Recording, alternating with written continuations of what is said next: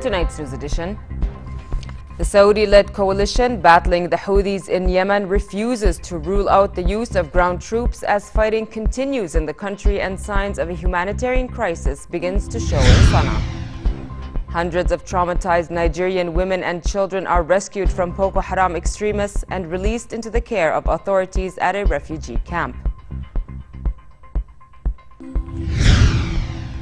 And the 2015 SoccerX Asian Forum convenes at the Dead Sea, hosting football leaders, clubs and federations from across the world to discuss the way forward to realize Asia's full potential. Good evening and welcome to the news at 10. And we begin here at home, where Interior Minister Hussein al-Majali said Jordan is making every effort to counter terrorism and extremism through developing a strategy that involves civil society. During his meeting with U.S. Coordinator for Counterterrorism, Ambassador Tina Cadeno, and the U.S. Ambassador to Jordan, Alice Wells, Majali said Jordan's strategy is based on dialogue, persuasion, and nurturing enlightenment. Battling terrorist groups remains a top priority in cooperation with other countries, he added. The meeting also touched on the situation at Jordanian borders, where the military and security forces have heightened efforts to thwart infiltration and smuggling. The government today reiterated its firm commitment to the provision of the Constitution governing human rights and vowed to enforce the rule of law in all aspects of life in the kingdom. The Prime Ministry's coordinator for human rights, Basil Taraune, said a government team will begin conducting field tours of the governorates in the next 3 months to monitor human rights conditions in cooperation with the National Center for Human Rights. Taraune was speaking as he handed over the government's response to Human Rights Commissioner General Musa Brezat on the center's 2013 report. He said the government's response represents the feedback of multiple national institutions, voicing the government's appreciation of the watchdog's analysis and recommendations. Brezat, for his part, and as he received a copy of the government's response, said the feedback would surely help enhance the state of human rights in the country.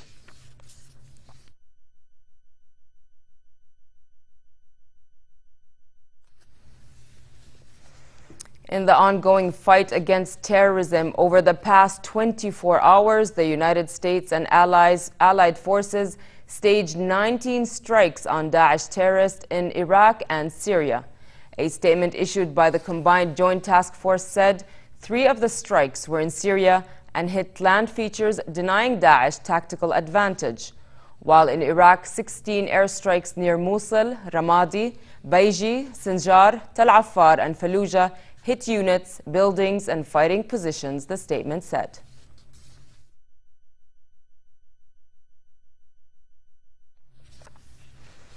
In Yemen, local fighters battling the Houthi militia in the port city of Aden stormed areas around the airport in an operation supervised by the Saudi-led coalition, which also provided air support. Ali al-Ahmadi, a spokesman for the Southern Popular Resistance, retracted an earlier statement that 40 to 50 coalition special forces fighters had deployed alongside his militia, and Saudi Arabia denied that a major ground operation was underway. However, the coalition, which seeks to restore the government of President Abd Rabbo Mansour Hadi, has refused to rule out the eventual use of ground troops.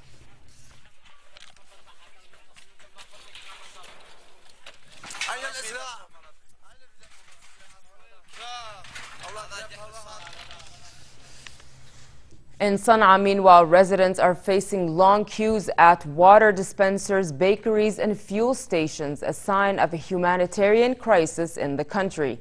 Residents say almost every aspect of their lives has been affected since the start of the war. The capital has not had a regular flow of electricity for weeks, with some residents saying there has been an almost complete blackout for days.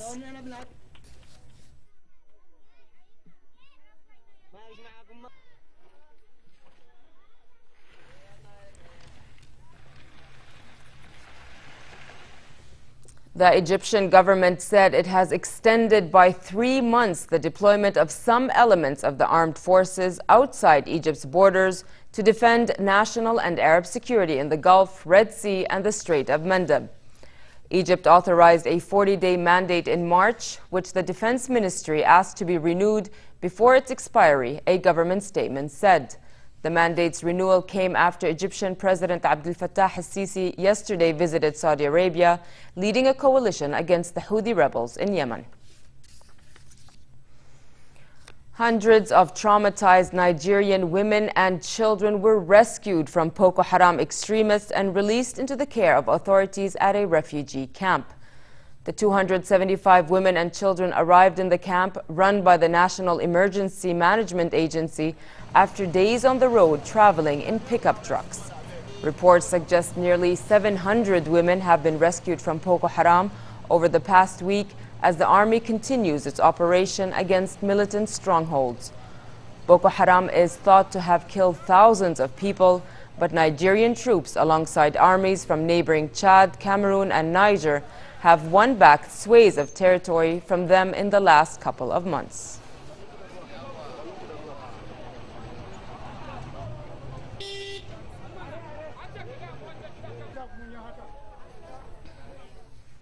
The relentless flood of migrants is continuing this year, even after the deadly Mediterranean shipwreck last month that killed 1,700 people. Over the past 24 hours, the Italian Coast Guard rescued thousands of migrants off Libya's coast in 17 different operations. Also involved in the rescue operation was a French ship acting on behalf of the European Border Control Agency. Though the nationalities of the migrants was not yet determined, it is believed they are from Syria, Libya, and Eritrea. Here's more. An Italian Coast Guard vessel reaches an overcrowded migrant boat in the Mediterranean. Nearly 3,700 migrants were rescued near the coast of Libya Saturday and early Sunday, authorities say, and were being brought to Italian shores. Even more rescue operations are expected Sunday. The Coast Guard said some of the migrants rescued so far were brought to the island of Lampedusa overnight. Their nationalities were not immediately determined. An ongoing investigation by Italian authorities shows that the growing anarchy in Libya is giving free hand to people smugglers, who make an average of 80,000 euros or 90,000 US dollars from each boatload of migrants. Italy's Coast Guard says smugglers are also taking advantage of calm seas, and the government says the calm summer seas could push total arrivals in Italy this year to some 200,000. A field hospital in Naples has been busy delivering babies in a week since a devastating earthquake hit the country, killing more than 7,000 and injuring over 14,000. The facility, which was mainly set up to treat trauma injuries, has delivered at least 5 babies during the past few days. 31-year-old Dr. Raja Kaisi met his baby girl for the first time after a week of worrying since hospitals were busy treating earthquake victims. Luckily for the couple, their daughter was born yesterday, almost 2 weeks later than her expected due date.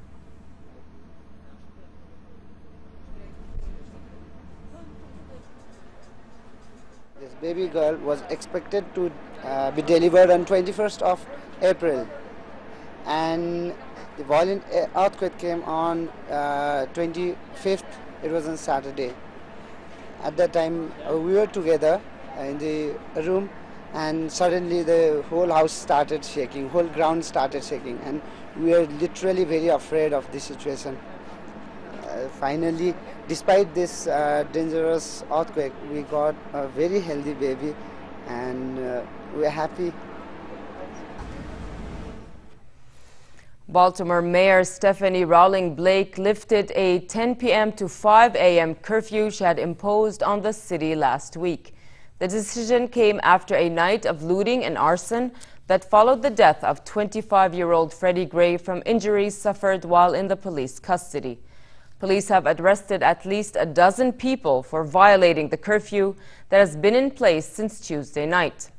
On Friday, prosecutor Marilyn Mosby said the Maryland State Medical Examiner had ruled Gray's death a homicide and that she was bringing criminal charges against the 6 police officers involved in Gray's arrest. The move has helped to diffuse public outrage over the death. I'm hopeful. What we saw last night was a peaceful demonstration. It wasn't anything like what we had last Sunday. I'm taking a look and having conversations with all of our public safety partners so we can get back to normal. Everyone wants to have that sense of peace and calm back in our city so we can begin to heal. And that's going to be my focus for this week.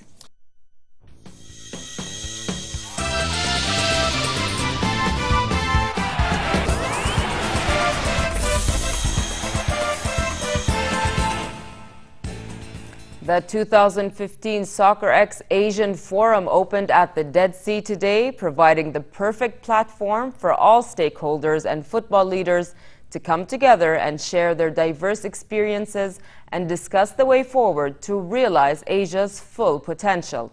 Prime Minister Abdullah Mansour officiated the event on behalf of His Majesty the King in the presence of His Royal Highness Prince Ali bin Al-Hussein, head of the Jordan Football Association and FIFA Vice President. Also present at the two-day event was legendary Argentine footballer Diego Maradona, as well as 850 participants from across the world. Football leaders, figures, clubs and federations gathered at the Dead Sea for the 2015 Soccer X Asian Forum, a two-day event in the world's biggest football market, Asia. The gathering provides a platform for networking and knowledge exchange between East and West. Over the 2 days, a number of issues, including the development of local leagues, women's football, and how stadia and infrastructure impact matchday experience, will be discussed. Experts will also look at aspects such as technology, safety, and security for tournaments, including the 2022 FIFA World Cup in Qatar, and will analyze the requirements for delivering the perfect fan experience. In addition, obstacles and negative aspects that stand in the way of the development of football will be focused on, mainly the allegations of match fixing and corruption. FIFA's upcoming presidential elections on May 30th was a topic at the forum today. In less than a month, FIFA's 209 delegates will vote on whether to sanction a 5th term of office for incumbent President Sepp Blatter, who is facing an unprecedented challenge from His Royal Highness Prince Ali ibn Al-Hussein. Also standing against Blatter is Dutch Football Association Chief Michael van Praag and former Portugal football star Luis Figo. Speaking at the forum, Prince Ali said FIFA should be more open and transparent, saying he is running to defend FIFA's reputation and to bring about the desired change. Prince Ali added that FIFA was not functioning well, as there were many reports that had not been published, many recommendations that were not discussed and shelved, which certainly hurts FIFA's reputation, so a change must be brought about. It was a discussion that I've been having with colleagues in football, both within FIFA, within our executive committee, as well as with national associations, as well as with other key stakeholders in football, including sponsors, who decided that, who kept saying that, look, you know, as wonderful as football is and as popular as it is around the world, unfortunately the reputation of FIFA is not there at all. So therefore a change needs to happen, whether it's myself or anyone else. The distribution of money by FIFA was another issue that His Highness talked about.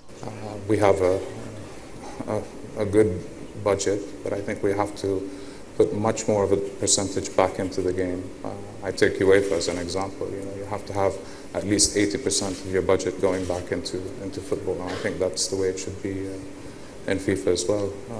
And also when you deal with countries and with projects, it's a bit of a tedious process where you have to go and apply and reapply for projects. And I think if we go to countries, if we look at their needs, you can fulfill all their needs, at least the basic ones. In other words, having every country in the world with a dedicated national stadium, with fields, pitches, basic kits and equipment to play the game.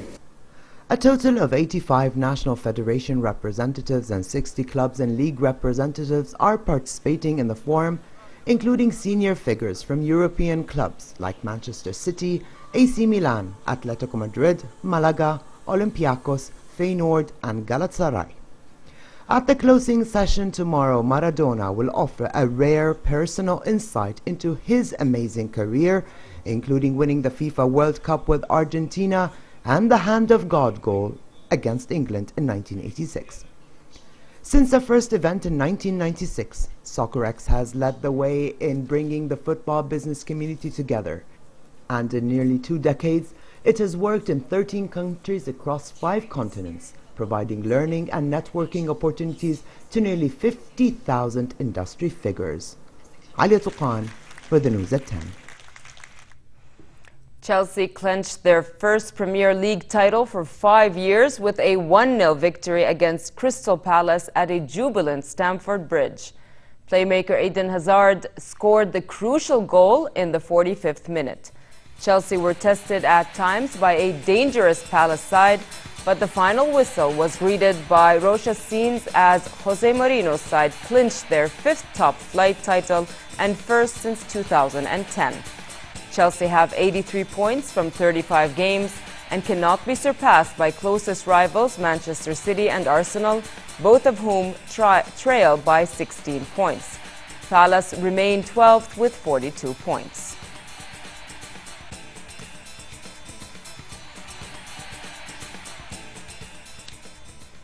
And finally, cool for the rest of tonight in most regions with northwesterly light to moderate winds. Tomorrow, a slight drop in temperatures expected, but it remains fair across the country, but hot in the Badia and Jordan Valley.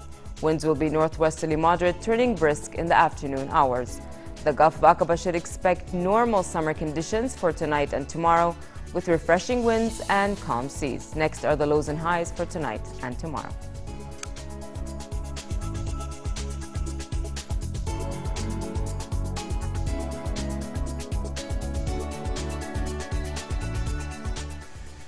To end the news, here's a reminder of our top stories.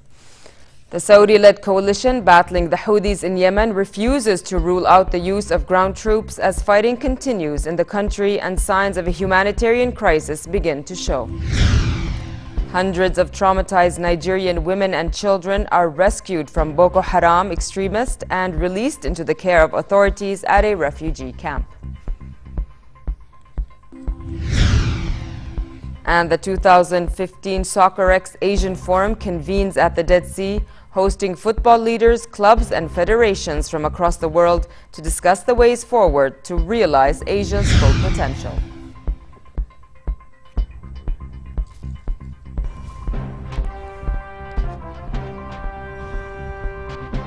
With that, we come to the end of tonight's news. I'm Nancy Khair. Thank you for watching and have a good night.